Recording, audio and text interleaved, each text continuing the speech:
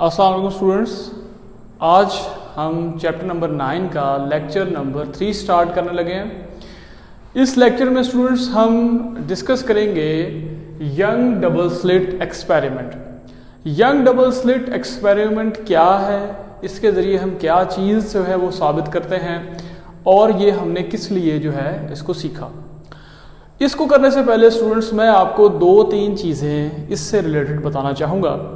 हम इससे पहले ये देख रहे थे कि हमारी जो लाइट है ये वेव है या पार्टिकल है। स्टूडेंट, किसी भी आर्टिकल को स्टार्ट करने से पहले हमें ये पता होना चाहिए कि इस आर्टिकल को करने का हमारा मकसद क्या है। सो स्टूडेंट्स, जिस टाइम पे ये एक्सपेरिमेंट किया गया, इस वक्त साइंटिस्ट के दरमियान एक बहस जारी थी जिसमें साइंटिस्ट जो है वो लाइट को डिस्कस कर रहे थे और बहुत से साइंटिस्ट जो हैं वो लाइट को एज अ वेव कह रहे थे और कुछ साइंटिस्ट जो हैं वो लाइट को एज अ पार्टिकल ट्रीट कर रहे थे। अब बात यहाँ पर थी कि देखा जाए कि लाइट बेसिकली जो है वो क्या है, क्या लाइट एक वेव है या लाइट एक एक्सपेरिमेंट है या लाइट एक पार्टिकल है। सो स्टूडेंट्स, इसी सिलसिले में हमने लास्ट लेक्चर्स में पढ़ा था कि हमारे एक साइंटिस्ट जिनका नाम है हाइगन, उन्होंने एक हमें लाइट के बारे में थ्योरी दी जिसमें उन्होंने कहा लाइट जो है वो एक वेव है। वो अपनी इस थ्योरी को साबित तो ना कर सके लेकिन उन्होंने ये थ्योरी हमें हमारे सामने रख दी। अब उनके बाद एक और साइंटिस्ट जिनका नाम हमारे पास थॉमस यंग है, इन्होंने 1802 में एक एक्सपेरिमेंट परफॉर्म किया और उस एक्सपेरिमेंट को हम यंग डबल स्लिट एक्सपेरिमेंट कहते हैं। In 1802, Thomas Young performed an experiment by using double slits. अब ये डबल स्लिट्स क्या हैं ये भी मैं आपको अभी बताऊंगा। तो थॉमस यंग्स ने हमारे जो इस थ्योरी को प्रूव करने के लिए एक्सपेरिमेंट किया, जिस एक्सपेरिमेंट को हम यंग डबल स्लिट एक्सपेरिमेंट कहते हैं। अब इस एक्सपेरिमेंट के अंदर हम क्या करते हैं, इस एक्सपेरिमेंट में हम लाइट को एज अ वेव समझकर उसके अंदर एक एक्सपेरिमेंट करते हैं जिसके ज़रिए हम उस एक्सपेरिमेंट के रिजल्ट की बेसिस पर ये कहते हैं कि हमारी लाइट जो है वो एक वेव है। अब बात ये है स्टूडेंट्स कि हम लाइट को किस तरह से साबित करें, कौन सा ऐसा टेस्ट रखें कि जिस टेस्ट के ऊपर से हमें ये बात पता लगे कि लाइट जो है वो पार्टिकल है या लाइट जो है एक वेव है। तो अगर हम लाइट की रिफ्लेक्शन को देखें, क्योंकि हम सब जानते हैं कि लाइट जो है वो रिफ्लेक्ट करती है, तो अगर हम इसको देखना चाहें और समझना चाहें और इसके ज़रिए ये चीज़ साबित करना चाहें कि लाइट एक वेव है या एक पार्टिकल है, तो हमारे लिए बहुत ही स्टूडेंट्स मुश्किल हो जाएगी। क्योंकि अगर लाइट एक पार्टिकल हो तो आप सब जानते हैं कि जब भी हम किसी पार्टिकल को या किसी बॉल को किसी दीवार के साथ मारें तो वो बॉल जो है टकराकर रिफ्लेक्ट हो जाती है। तो अगर लाइट एक पार्टिकल होती तब तो उसने रिफ्लेक्शन कर देनी थी, क्योंकि पार्टिकल्स के अंदर भी रिफ्लेक्शन होती है और वो एक चीज को टकराकर रिफ्लेक्ट कर जाते हैं। लेकिन अगर हम वेव्स देखें, वाटर वेव्स की मिसाल लेते हैं, अगर आप वेव्स पैदा करें पानी के अंदर और सामने कोई चीज रख दें तो आपकी वेव्स भी तो टकराकर वापस रिफ्लेक्ट हो जाती हैं। इसका मतलब है स्टूडेंट्स कि हम रिफ्लेक्शन के जरिए लाइट की वेव नेचर या लाइट की पार्टिकल नेचर को प्रूव नहीं कर सकते, क्योंकि पार्टिकल्स और वेव्स दोनों ही रिफ्लेक्शन करती हैं। इसका मतलब है हमें कुछ और देखना पड़ेगा जिसके अंदर पार्टिकल और वेव्स के डिफरेंस हो। तो इसी चीज को समझने के लिए यंग्स ने जो टेस्ट यहां पर किया वो इंटरफेरेंस का किया, क्योंकि इंटरफेरेंस स्टूडेंट्स एक ऐसी प्रॉपर्टी है कि जो कि सिर्फ और सिर्फ वेव्स ही कर सकते हैं। वेव्स के अलावा पार्टिकल जो है वो इंटरफेरेंस नहीं करते। कैसे स्टूडेंट्स, अगर आप यहां पर एक सोर्स लें जैसा कि आप स्क्रीन पर देख रहे हैं और यहां से फायर करें इलेक्ट्रॉन्स को और इस सोर्स के आगे आप 2 जो है स्लिट्स रख दें या सिर्फ 2 होल्स बना दें जहां से ये जो इलेक्ट्रॉन्स हैं ये निकल सकते हो, तो जब भी आप इन इलेक्ट्रॉन्स को फायर करेंगे तो जो आपकी स्क्रीन होगी इन होल्स के आगे, आप देखेंगे कि आपके पास या तो इलेक्ट्रॉन्स फर्स्ट स्लिट से निकलेंगे या सेकंड स्लिट से निकलेंगे और आपके स्क्रीन के ऊपर जो पैटर्न बनेगा स्टूडेंट्स वो इस तरह से बनेगा कि वहां पे आपके पास सिर्फ 2 लाइंस आएंगी जहां पे आपके इलेक्ट्रॉन्स टकराए हैं।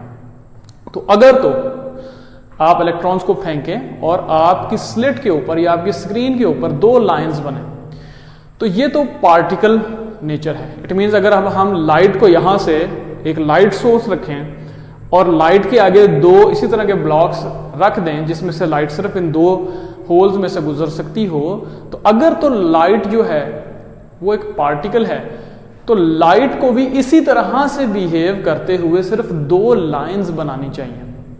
जबकि इसके बरक्स अगर आप यही एक्सपेरिमेंट वाटर वेव्स के साथ करें और एक सोर्स, जैसा कि आप देख सकते हैं यहाँ पर, एक सोर्स के जरिए यहाँ पर वाटर वेव्स पैदा करें और आगे वाटर वेव्स के गुजरने के लिए सिर्फ 2 स्लिट्स रख दें, तो जब वाटर वेव्स यहां से गुजर रही हैं और गुजरते हुए स्क्रीन से टकरा रही हैं, अब आप स्टूडेंट्स ये चीज देखेंगे कि यहां पर अब 2 निशान नहीं बन रहे, जबकि यहां पर बहुत सारे निशान बन रहे हैं, कहीं पे क्रस्ट के साथ और कहीं पे क्रस्ट ट्रफ के साथ। जहां पे क्रस्ट के ऊपर आ रहा है वहां पे हमारे पास डार्क पैटर्न है, वहां पे हमारे पास, और दूसरा जो हमारे पास जहां पर क्रस्ट ट्रफ पे आ रहा है वहां पे लो पैटर्न है। और इस के अंदर जो हमारे पास पैटर्न बनता है स्क्रीन में वो कुछ इस तरह से बनता है कि हमारे पास बहुत सारी डार्क और ब्राइट फ्रिंजेस बन जाती हैं। इट मींस यहां से अब हमने ये चीज तो देख ली, जब लाइट जो है स्टूडेंट्स वो इस एक्सपेरिमेंट को परफॉर्म करेगी, अब हम ये देखेंगे कि लाइट किस किस्म का रिजल्ट देगी। अगर तो लाइट ने बहुत सारी फ्रिंजेस स्क्रीन पर बना दी, इट मींस हमारी जो लाइट है वो एक वेव है, और अगर हमारी लाइट ने सिर्फ 2 फ्रिंजेस बनाई या 2 निशान बनाए, तो हम ये समझ जाएंगे कि ये हमारे पास लाइट जो है वो एक पार्टिकल है। तो इस चीज को मद्देनजर रखते हुए ये एक्सपेरिमेंट जो है वो परफॉर्म किया गया। अब हमने इसको करना किस तरह से है स्टूडेंट्स, ये भी हम साथ साथ ही समझेंगे। So what was the purpose to develop this experiment? To study the interference of light. हमने ये एक्सपेरिमेंट किया इंटरफेरेंस, लाइट की इंटरफेरेंस को समझने के लिए। और इंटरफेरेंस क्या होती है, और ये लाइट की इंटरफेरेंस या लाइट की डिटेक्टेबल इंटरफेरेंस हम हमारे पिछले लेक्चर में पढ़ चुके हैं। और दूसरा पर्पस था to prove the wave nature of light. ये स्टूडेंट्स आपसे क्वेश्चन भी पूछा जा सकता है। So this was the second purpose and the purpose was to prove the wave nature of light. अब स्टूडेंट्स हम देखते हैं एक्सपेरिमेंटल अरेंजमेंट। ये जो हमारा एक्सपेरिमेंट था जिसके बारे में हम बात कर रहे हैं, इसकी अरेंजमेंट किस तरह से की गई। सो स्टूडेंट्स यहां पर आप देख सकते हैं कि मैंने 2 डायग्राम्स भी यहां पर बनाई हैं, इनको मैं आपको समझाता हूं, और इसी तरह से यही मैंने यहां पर लिखा हुआ भी है। यहां पर स्टूडेंट्स हमारे पास एक सोर्स होगा, और ये वाली जो डायग्राम है, ये वाली जो फिगर है, ये रे डायग्राम है, इसमें आपने परेशान नहीं होना। यहां पे भी मैंने लाइट वेव्स ही दिखाई हैं, सिर्फ यहां पर लाइट वेव्स को रेज की सूरत में दिखाया गया है, जबकि दूसरी फिगर में मैंने वेव पैटर्न में आपको यही एक्सपेरिमेंट दिखाया हुआ है। सो जब हमने एक सोर्स रखा, इस सोर्स के आगे स्टूडेंट्स हमने 2 स्लिट्स रखी हैं, स्लिट 1 एंड स्लिट 2, ताकि जब हमारी वेव यहां से निकलेगी तो उसके पास सिर्फ 2 रास्ते ही होंगे आगे जाने के लिए। यहां से जब हमारी वेव निकलती है स्टूडेंट्स, तो ये अलहदा से वेव फ्रंट्स बनाएगी और ये अलहदा से वेव फ्रंट्स बनाएगी, और जो इनका ये कॉमन हिस्सा है, यहां पर वेव ने इंटरफेयर करना है स्टूडेंट्स, यहां पर, और यहां पर ही हमें इंटरफेरेंस का पैटर्न नजर आएगा। इसी को जब हम वेव पैटर्न में बनाते हैं, तो ये हमारे पास लाइट सोर्स आया। लाइट सोर्स जब यहां से इस स्लिट से निकलता है, तो इसके अंदर से बहुत से वेव फ्रंट्स पैदा होते हैं। उन वेव फ्रंट्स को जब हम आगे 2 स्लिट से गुजारते हैं, बेसिकली ये करने का मकसद क्या है स्टूडेंट्स, ताकि जब लाइट इन दोनों सोर्सेज से निकलेगी, तो दोनों सोर्सेज से निकलने वाले जो वेव फ्रंट्स हैं वो बिल्कुल एक जैसे ही होंगे। तो जो हमारी इंटरफेरेंस की जो कंडीशंस हैं वो इस तरह से ही पूरी होती हैं। अदरवाइज मैंने पिछले लेक्चर में भी आपको बताया था कि लाइट इंटरफेयर तो करेगी, लेकिन आप उस इंटरफेरेंस को देख नहीं पाएंगे। सो उस इंटरफेरेंस को समझने के लिए, डिटेक्ट करने के लिए हमने मोनोक्रोमेटिक और कोहेरेंट सोर्सेज को पैदा करने के लिए ये अरेंजमेंट रखा है। अब जब लाइट यहां से निकलती है तो ये इंटरफेयर करती है, हुआ क्या, जो रिजल्ट्स हमारे पास आए उसमें बहुत सारी हमारे पास ब्राइट एंड डार्क फ्रिंजेस आ गई। ब्राइट फ्रिंजेस को हम मैक्सिमा कहते हैं स्टूडेंट्स, और डार्क फ्रिंजेस को हम मिनिमा कहते हैं। इसको भी हम फर्दर आगे पढ़ेंगे कि मैक्सिमा क्या होते हैं और मिनिमा क्या होते हैं। सो इसको लिखना किस तरह से है, ही illuminated light on two very small and very close slits। दो बहुत ही करीब स्लिट्स के ऊपर लाइट मारी गई। Both slits will behave like a secondary source. और आप देख रहे हैं कि दोनों जो हमारे स्लिट्स हैं वो सेकेंडरी सोर्स की तरह काम करने लग जाएंगे यहाँ पे, कि जिस तरह लाइट इसी के अंदर से ही निकल रही है। And S1 is coherent, S1 and S2 are coherent. और इसी वजह से हमारे ये जो दोनों स्लिट्स हैं ये कोहेरेंट लाइट जो है वो पैदा करेंगे। और हमने ये पढ़ा था कि सिर्फ कोहेरेंट लाइट के अंदर ही जो है वो इंटरफेरेंस हो सकती है, अदरवाइज इंटरफेरेंस नहीं होती। तो ये स्टूडेंट्स हमने यहाँ पर इसकी डायग्राम भी देख ली है। इसके बाद अब हम इसकी ऑब्जर्वेशन देखते हैं। सो स्टूडेंट्स, जो ऑब्जर्वेशन थी हमारे पास इस एक्सपेरिमेंट की, अब हम उसको देखेंगे। जो पीछे हमने सारा पढ़ा है इसके अंदर हमने यही देखा है कि इसकी अरेंजमेंट क्या थी और हमने किस तरह से इंटरफेरेंस ऑफ लाइट के लिए कोहेरेंट और मोनोक्रोमेटिक लाइट सोर्सेज पैदा की और उन स्लिट्स से हमें किस तरह से फायदा हुआ। So observation, he observed a pattern of dark and bright fringes. जैसा कि मैंने आपको बताया कि जब इस एक्सपेरिमेंट का रिजल्ट को देखा गया तो जो हमारी स्क्रीन थी उसके ऊपर बहुत सारी ब्राइट एंड डार्क फ्रिंजेस पैदा हो गई। ये फ्रिंजेस बिल्कुल इसी तरह से थी जिस तरह से हमारे पास वाटर वेव्स के अंदर ये फ्रिंजेस पैदा हो रही। सो स्टूडेंट्स, इस एक्सपेरिमेंट के जरिए जो हमारी लाइट की वेव नेचर थी वो इस तरह से प्रूव हो गई, क्योंकि हमारी लाइट का जो पैटर्न था वो डार्क एंड ब्राइट फ्रिंजेस के ऊपर मुश्तमिल था। और ये बिल्कुल इसी तरह से थी जिस तरह से वाटर की हमारे पास फ्रिंजेस बन रही थी। इसके बाद स्टूडेंट्स कुछ और हमारे पास जो टर्म्स थी उनको देखते हैं। जैसा कि मैंने आपको बताया कि जो स्क्रीन पे हमारे पास डार्क एंड ब्राइट फ्रिंजेस बन रही थी, उनमें से जो ब्राइट फ्रिंजेस थी उनको हम स्टूडेंट्स मैक्सिमा कहते हैं, और जो हमारे पास डार्क फ्रिंजेस थी वो हमारे पास मिनिमा कहलाती हैं। अब मैक्सिमा बेसिकली होता क्या है, points on screen where crest falls on crest. जहां पर स्टूडेंट्स क्रस्ट, लाइट की वेव के क्रस्ट के ऊपर ही आ रहे थे, उनको हम मैक्सिमा कहते हैं। Points on screen where crest fall on trough, और वो हिस्से स्क्रीन के जहां पर डिफरेंट वेव्स जो हैं, किसी एक वेव का क्रस्ट दूसरी वेव के ट्रफ पे आ रहा था और उसको कैंसिल कर रहा था, वहां पर हमारे पास एक मिनिमा बन रहा था। ये मैक्सिमा और मिनिमा का भी स्टूडेंट्स आपको पता होना चाहिए। इसके बाद स्टूडेंट्स इसकी फाइनल मैथमेटिकल डेरिवेशन की तरफ आते हैं। यहां पर मैंने मैथमेटिकल डेरिवेशन के लिए एक फिगर बनाई है स्टूडेंट्स। ये फिगर बड़ी इंपॉर्टेंट है, इस फिगर का आपको पता होना चाहिए कि ये क्या है, इसके बारे में मैं आपको बताता हूं। अब यहां पर स्टूडेंट्स ये हमने दो स्लिट्स ले ली, ये दो स्लिट्स हैं हमारी। पहली स्लिट से जो लाइट की रे निकल रही है, ये आपने साथ साथ ही समझ लेना स्टूडेंट्स। पहली स्लिट से जो लाइट की रे निकल रही है उसको मैंने एज्यूम कर लिया कि वो किसी पॉइंट P तक जा रही है, यहां पर ये पॉइंट P तक ये रे। इसी तरह से जो दूसरी स्लिट थी, यहां से भी एक लाइट निकलकर, लाइट की रे निकलकर इसी पॉइंट P तक पहुंच रही है। इस पॉइंट को A कह लिया, इस पॉइंट को B कह लिया, और जो इस स्लिट के दरमियान का फासला है उसको मैंने C पॉइंट कह दिया है। और यहां से एक रे ले गए और एक रे यहां से ले गए। सेंटर से लेके इस पॉइंट तक का फासला हमारा L है और इसको मैंने O कह दिया है। सेंटर की बात हो रही है तो सेंटर से भी एक लाइन हमने ड्रॉ कर ली इस पॉइंट P तक। अब स्टूडेंट्स आप देख रहे हैं कि ये जो हमारी लाइट की रे है, इसको यहां से यहां तक जाने के लिए कम फासला तय करना पड़ा, जबकि इस लाइट की रे को यहां से यहां तक जाने के लिए ज्यादा फासला तय करना पड़ा।